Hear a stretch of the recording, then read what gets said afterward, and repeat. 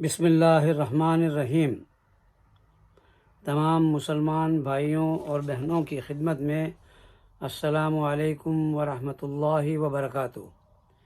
ناظرین، اسلامی جمہوریہ پاکستان کے قیام کے فوری بعد چودھری ظفر اللہ خان قادیانی ملک کا پہلا وزیر خارجہ بن گیا۔ ملک کے کلیدی عہدوں پر قادیانی براجمان ہو گئے۔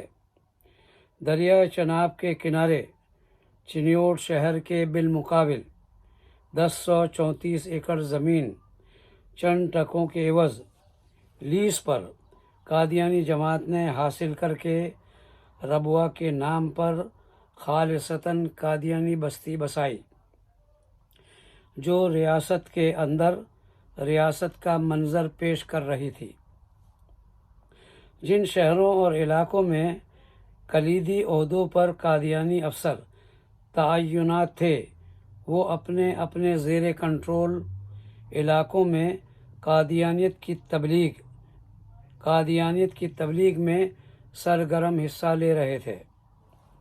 قادیانی خلیفہ دوم مرزا محمود ویسے تو امیر المومنین کے ٹائٹل پر قابض تھا ہی، لیکن شروع سے ہی قادیانی حکومت قائم کرنے کا خواب دیکھ رہا تھا، جو اس کے بیانات سے واضح ہے۔ قادیانیوں کی خطرناک سرگرمیاں 1951 اور 1952 میں ملک میں عروج پر پہنچ چکی تھی۔ مرزا محمود کے جارحانہ اور اشتعال انگیز بیانات ریکارڈ پر موجود ہیں، جس کی وجہ سے پاکستان کے مسلمانوں میں تشویش کی لہر دوڑ رہی تھی۔ علماء کرام کو فکر لاحق ہو گئی تھی۔ نتیجتاً ملک بھر میں احتجاجی مظاہرے شروع ہو گئے اور یوں تحریک تحفظ ختم نبوت برپا ہو گئی۔ پولیس اور فوج نے گولیاں چلائی۔ ایک اندازے کے مطابق 10,000 سے زائد مسلمان شہید ہو گئے۔ لاہور میں مارشل لاء نافذ کر دیا گیا۔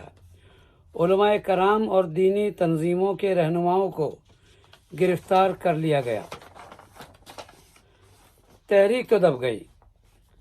پھر حکومت نے تحریک ختم نبوت کے بارے میں ایک تحقیقاتی کمیشن جسٹس منیر کی سربراہی میں قائم کیا، تاکہ وہ ان اسباب کی نشاندہی کرے کہ یہ تحریک کیوں کر برپا ہوئی اور اس کے کیا وجوہات ہیں۔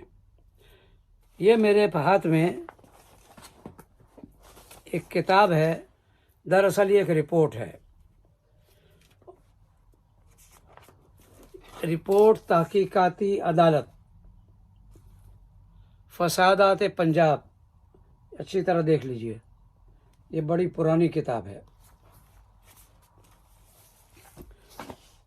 یہ رپورٹ میرے ہاتھ میں ہے، یہ دراصل تحقیقاتی کمیشن کی رپورٹ ہے۔ اس کے 425 صفحات ہیں۔ میں نے اس رپورٹ کے کچھ حصوں کا مطالعہ کیا سیدھا، جس سے اندازہ ہوا کہ زیادہ تر حصہ علماء کرام اور دینی تنظیموں کو نشانہ بنایا گیا، اور چند صفحات قادیانیوں کی سرگرمیوں کے بارے میں جو تشویشناک تھے، ان کا ذکر جسٹس منیر نے اس کتاب میں کیا ہے، چند صفحات۔ آئیے اب ہم اس حصے کا مطالعہ کرتے ہیں۔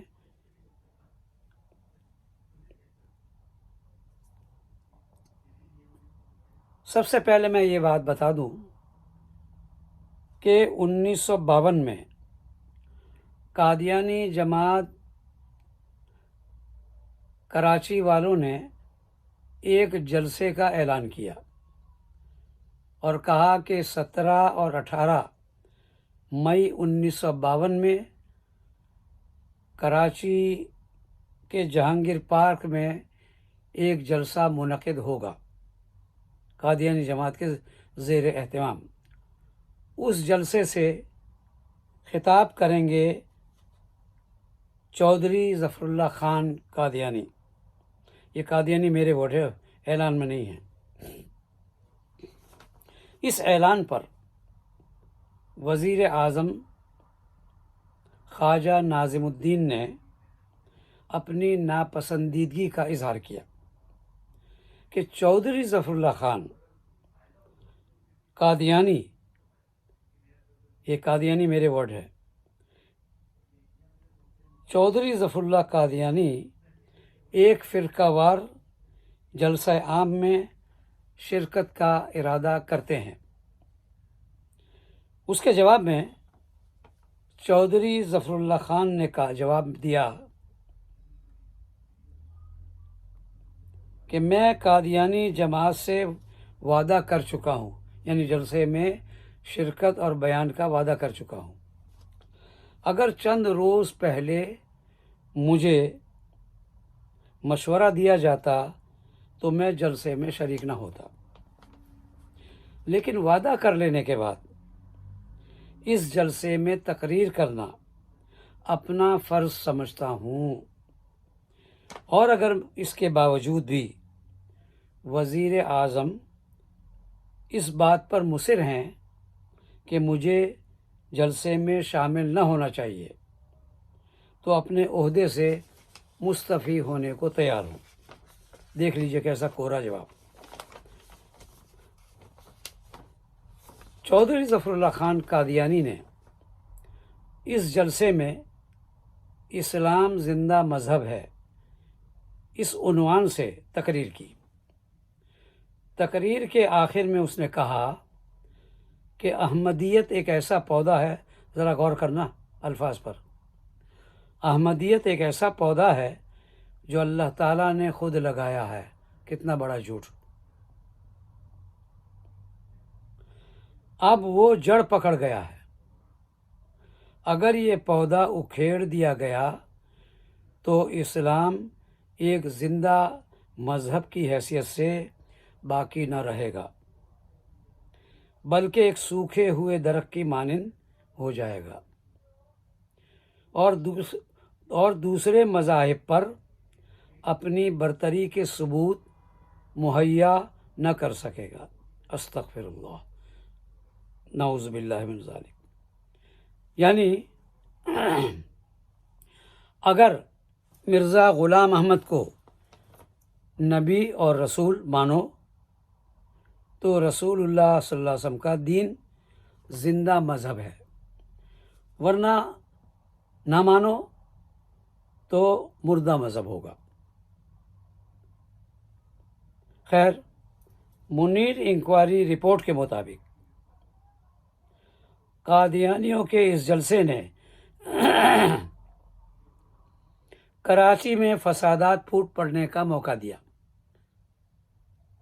یہ ریمارک تھے جسٹس منیر کے۔ اسی رپورٹ میں لکھا گیا ہے کہ جب چودھری ظفر اللہ خان سے یہ پوچھا گیا کہ آپ قائد اعظم کی نماز جنازہ میں شامل کیوں نہیں ہوئے، چودھری ظفر اللہ خان نے جواب دیا کہ نماز جنازہ کے امام مولانا شبیر احمد عثمانی تھے، جنہوں نے قادیانیوں کو کافر، مرتد اور واجب القتل قرار دیا تھا، اس لیے ان کی نماز جنازہ میں شریک ہونے کا فیصلہ نہ کر سکا۔ یہاں ایک سوال ہے، ایک سوال پیدا ہوتا ہے کہ مثال کے طور پر اگر مولانا شبیر احمد عثمانی کی جگہ کوئی دوسرا مولوی صاحب جو بقول ان کے غیر احمدی ہوتا، یعنی قادیانی نہیں ہوتا، اور وہ امامت کراتا، قائد اعظم محمد علی جناح کی نماز جنازہ کی امامت کراتا وہ، اور اس نے کسی قسم کا فتویٰ بھی نہ دیا ہوتا۔ تو سوال یہ ہے کہ چودھری صاحب، چودھری ظفر اللہ خان قادیانی، پھر نماز جنازہ کی نماز ان کے پیچھے پڑھتے؟ ایک یہ سوال ہے، کیونکہ انہوں نے تو فتویٰ دیا تھا نا، مولانا شبیر احمد عثمانی نے۔ اب انہوں نے تو فتویٰ نہیں دیا۔ یہ میرا سوال ہے، ایک سوال پیدا ہوتا ہے۔ اب اس حوالے سے قائد اعظم محمد علی جناح کے نماز جنازہ کے حوالے سے میں 3 پوائنٹ پر بات تھوڑے سے اپنی طرف سے کر رہا ہوں۔ یہ اس کتاب میں، رپورٹ میں نہیں ہے۔ نمبر 1، جب عدالت سے باہر چودھری ظفر اللہ خان سے پوچھا گیا کہ آپ نے قائد اعظم کا جنازہ کیوں نہیں پڑھا، تو اس کا جواب اس نے یہ دیا کہ آپ مجھے کافر حکومت کا مسلمان وزیر سمجھ لیں، یعنی سارے پاکستان کے مسلمان کافر۔ اچھا، آپ مجھے کافر حکومت کا مسلمان وزیر سمجھ لیں یا مسلمان حکومت کا کافر نوکر۔ اخبار زمیندار 8 فروری 1950۔ دوسرا پوائنٹ، جب اخبارات میں یہ واقعہ منظر عام پر آیا،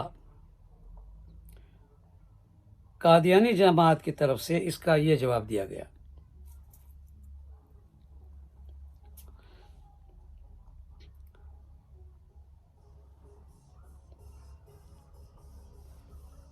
جناب چودھری ظفر اللہ خان صاحب پر یہ اعتراض کیا جاتا ہے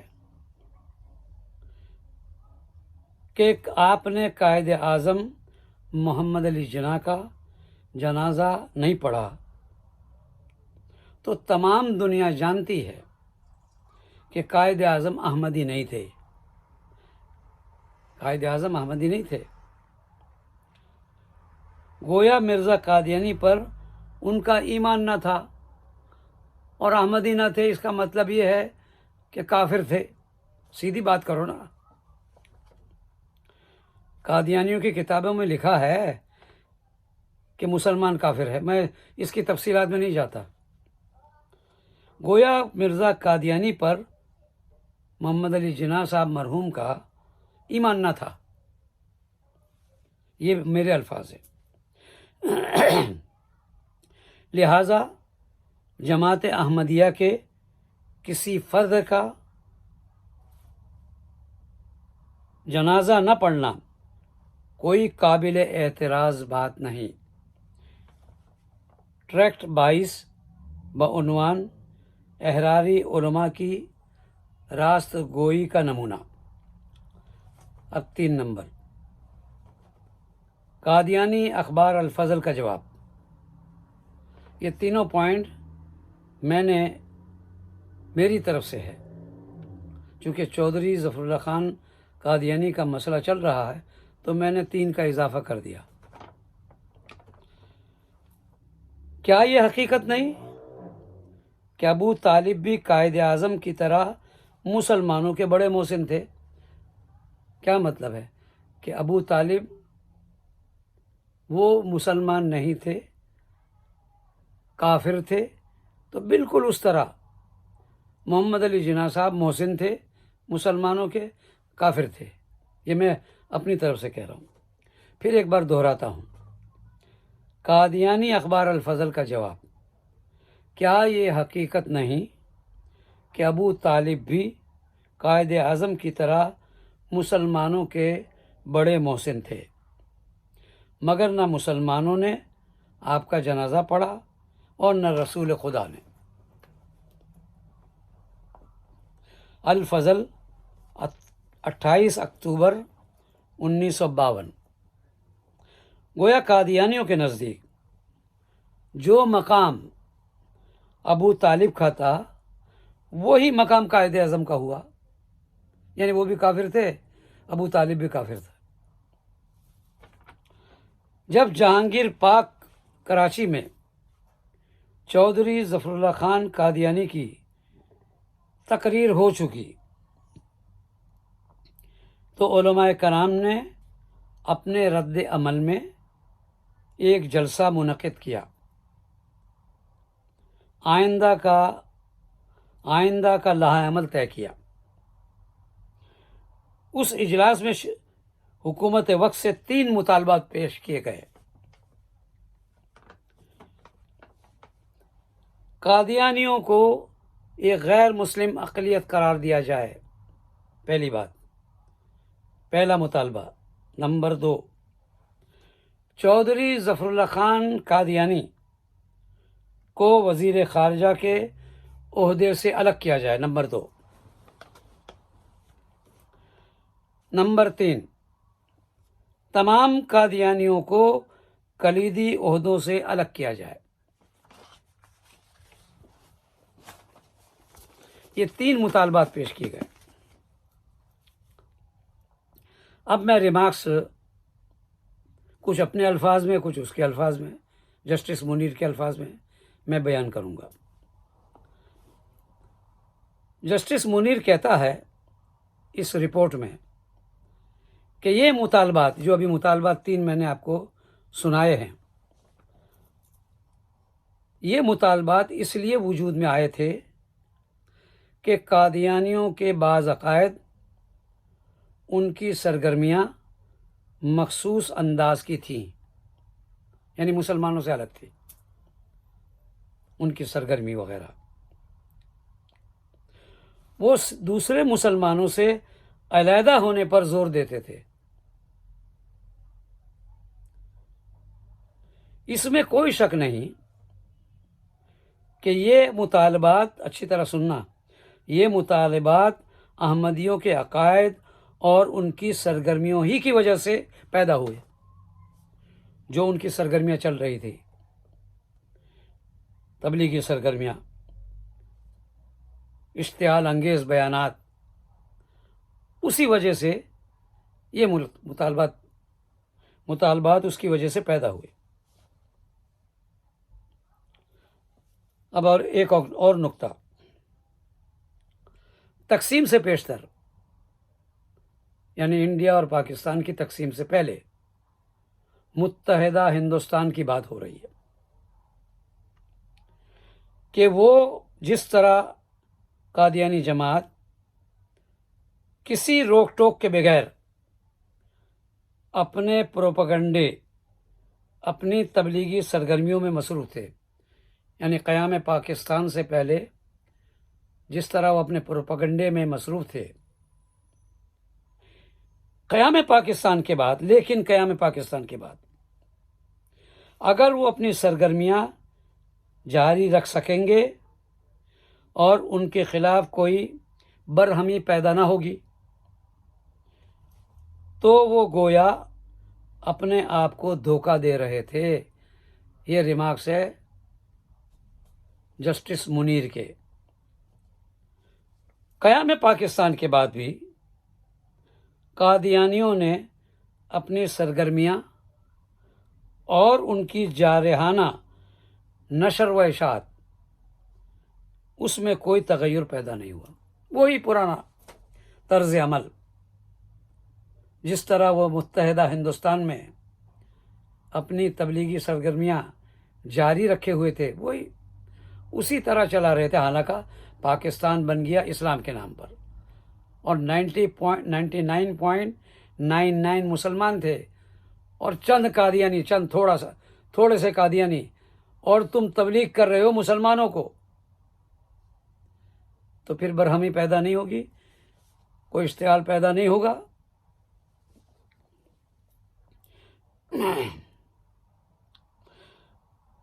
قیام پاکستان کے بعد بھی قادیانیوں نے اپنی سرگرمیاں اور ان کی جارحانہ نشر و اشاعت میں کوئی تغیر پیدا نہیں ہوا، اور مسلمانوں کے خلاف، یہ میرے ورڈ نہیں ہے، یہ جسٹس منیر کے ریمارکس ہے، اور مسلمانوں کے خلاف دل آزار باتیں برابر کہی جاتی رہی۔ کوئٹہ میں مرزا محمود نے جو تقریر کی وہ نہ صرف نامناسب بلکہ غیر معال اور اندیشانہ اور اشتعال انگیز تھی۔ یہ ورڈنگ، یہ الفاظ جسٹس منیر کے ہیں۔ اب کو کیا بات تھی، میں آپ کے سامنے اس کا تھوڑا سا حصہ سناتا ہوں۔ کوئٹہ میں جو مرزا محمود نے خطبہ دیا وہ 13 اگست 1948 کے الفضل میں شائع ہوا۔ لمبا خطبہ ہے، میں نے مختصر تھوڑے سے الفاظ آپ کو سنانے ہیں۔ یاد رکھو، تبلیغ اس وقت تک کامیاب نہیں ہو سکتی جب تک ہماری بیس مضبوط نہ ہو۔ پہلے مضبوط ہو تو پھر تبلیغ پھیلتی ہے۔ بس پہلے اپنی بیس کو مضبوط کر لو، کسی نہ کسی جگہ اپنی بیس بنا لو۔ اور یہ خطبہ کہاں ہو رہا ہے؟ کوئٹہ میں، یعنی پورے صوبے کو قادیانی بناؤ۔ یہ آگے الفاظ پڑھتا ہوں میں۔ کسی نہ کسی جگہ اپنی بیس بنا لو، کسی ملک میں ہی بنا لو۔ اگر ہم سارے صوبے کو، یعنی بلوچستان کو، اگر ہم سارے صوبے کو احمدی بنا لیں تو کم از کم ایک صوبہ تو ایسا ہو جائے گا جس کو ہم اپنا صوبہ کہہ سکیں گے، اور یہ بڑا آسانی کے ساتھ ہو سکتا ہے۔ کتنا اشتعال انگیز یہ بیان ہے، یعنی پورے صوبے کو قادیانی بنا لو۔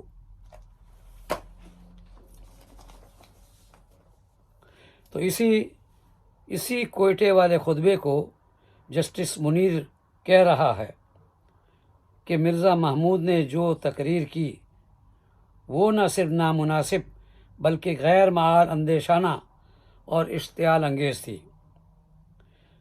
اور دوسرا نقطہ اس نے یہ کہا، مرزا محمود نے اپنی تقریر میں بلوچستان کی پوری آبادی کو، یہ ریمارکس ہے جسٹس منیر کے، بلوچستان کے صوبے کی پوری آبادی کو قادیانی بنا لینے اور اس صوبے کو مزید اپنی جدوجہد کے مرکز کے حیثیت سے استعمال کرنے کا اعلان حمایت کی۔ اور پھر ایک اور پوائنٹ ہے، اسی طرح اپنے پیروں کو ہدایت کی کہ تبلیغ احمدیت کے پروپیگنڈے کو تیز کر دیں تاکہ 52 کے آخر تک پوری مسلم آبادی کو احمدیت کی آغوش میں آ جائے، تو گویا مسلمانوں کو تبدیلی مذہب کے متعلق سرگرمیوں کا کھلا نوٹس دے دیا۔ یہ الفاظ ہے منیر کے۔ میں دیکھتا ہوں کہ ایک اور نقطہ، جب مرزا غلام قادیانی کو نہ ماننے والوں کے متعلق دشمن یا مجرم یا محض مسلمان کے الفاظ استعمال کیے تو مسلمانوں کا مشتعل ہونا لازمی تھا۔ ایسے الفاظ استعمال کریں پاکستان میں جو کلمہ لا الہ الا اللہ کے نام پر بنا اور 99.99 مسلمان، اس کو اگر آپ یہ کہیں کہ دشمن ہے، مجرم ہے، تو پھر اشتعال پیدا ہوگا۔ ایک اور نقطہ، قادیانی افسروں نے لوگوں کو قادیانی بنانے کی مہم میں مصروف ہو جانا اپنا مذہبی فریضہ سمجھا۔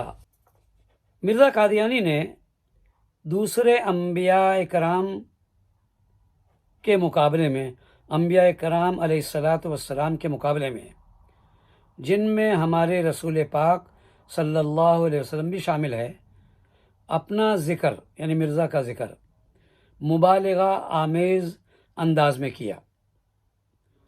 قادیانی اپنے بعض اشخاص کے متعلق امیر المومنین، ام المومنین، سیدۃ النساء رضی اللہ تعالیٰ عنہ، صحابہ کرام جیسی اصطلاحات استعمال کرتے ہیں جو نبی کریم کے اہل بیت یا ان کے حلقہ احباب سے مخصوص طور پر منسوب ہونے کی وجہ سے تقدس و احترام کی سرمایہ دار بن چکی تھی، لیکن یہ استعمال کرتے تھے مرزے کے لیے، مرزے کی بیوی کے لیے، مرزے کے دیکھنے والوں کے لیے، تو پھر اشتعال پیدا ہوگا۔ اس میں کوئی شک نہیں، کوئی شبہ نہیں کہ مسلمانوں کے جذبات ان القاب کے استعمال سے ضرور متاثر ہوتے ہیں۔ یہ جسٹس منیر کے الفاظ ہیں، جو خاص اور محدود شخصیتوں کے استعمال ہونے کی وجہ سے مقدس قرار پا چکے ہیں۔ اس میں کوئی شک نہیں کہ رسول پاک اور دوسرے زندہ یا مردہ شخص کے درمیان مقابلہ و موازنہ ہر مومن کی دل آزاری کا موجب ہے۔ یہ بھی جسٹس منیر کے الفاظ ہیں۔ حالانکہ پوری کتاب میں جسٹس منیر نے مسلمانوں کے خلاف لکھی ہے۔ اب ایک اور مسئلہ، ایک اور نقطہ۔ الفضل 15 جولائی 1952، اس اخبار میں عنوان ہے خونی ملا کے آخری دن۔ اب جسٹس منیر لکھتا ہے کہ خونی ملا کے آخری دن کے عنوان سے شائع ہوا تھا الفضل میں، ان کا انجام ظاہر ہے، یہ اخبار لکھ رہا ہے۔ یہ مضمون قطعی طور پر تحقیر آمیز، اشتعال انگیز قرار دیا گیا۔ کس نے؟ جسٹس منیر نے۔ اس مضمون سے نہ صرف ان علماء کرام جو نام لیے گئے ہیں، یقیناً پورے گروہ کی دل آزاری ہوئی ہوگی، یہ جسٹس منیر کے الفاظ ہیں۔ مولانا احتشام الحق، مولانا شفیع جیسے علماء کرام کا ذکر تحقیر آمیز پیرائے میں کیا گیا ہے، یعنی تحقیر آمیز انداز میں، جو دستور ساز اسمبلی کے ملحقہ تعلیمات اسلامی بورڈ کے ممبر تھے۔ اب ایک آخری حوالہ میں پڑھتا ہوں اس رپورٹ کے ذریعے، اس رپورٹ سے۔ جب تقسیم ملک سے مسلمانوں کے لیے ایک علیحدہ وطن کا دھندلا سا امکان افق پر نظر آنے لگا تو احمدی آنے والے واقعات کے متعلق متفکر ہو گئے، فکر مند ہو گئے کہ اب یہ مسلمانوں کا ایک وطن الگ بن رہا ہے، پاکستان۔ 1945 سے 1947 کے آغاز تک ان کی بعض تحریروں سے یہ منکشف ہوتا ہے کہ انہیں پہلے انگریزوں کا جانشین بننے کی توقع تھی، یعنی انگریز 1947 میں آزادی دے کر، جیسے آج پاکستان کی آزادی کا دن ہے، 14 اگست ہے، انہیں پہلے انگریزوں کا جانشین بننے کی توقع تھی، یعنی وہ یہ خیال کرتے تھے کہ انگریز جاتے ہوئے حکومت ہمارے حوالے کر دے گی، قادیانیوں کو۔ لیکن جب پاکستان کا دھندلا سا خواب مستقبل کی ایک حقیقت کا روپ اختیار کرنے لگا تو ان کو یہ امر کسی قدر دشوار معلوم ہوا کہ ایک نئی مملکت کے تصور کو مستقل طور پر گوارا کر لیں۔ انہوں نے اس وقت اپنے آپ کو عجب گو مگو کی حالت میں پایا ہوگا۔ پریشانی کہ مسلمانوں کا ایک ملک بن رہا ہے، پتہ نہیں ہم پنپ سکیں گے یا نہیں، کیونکہ نہ تو وہ بھارت کی غیر مذہبی ہندو مملکت کو اپنے لیے چن سکتے تھے، نہ پاکستان کو پسند کرتے تھے۔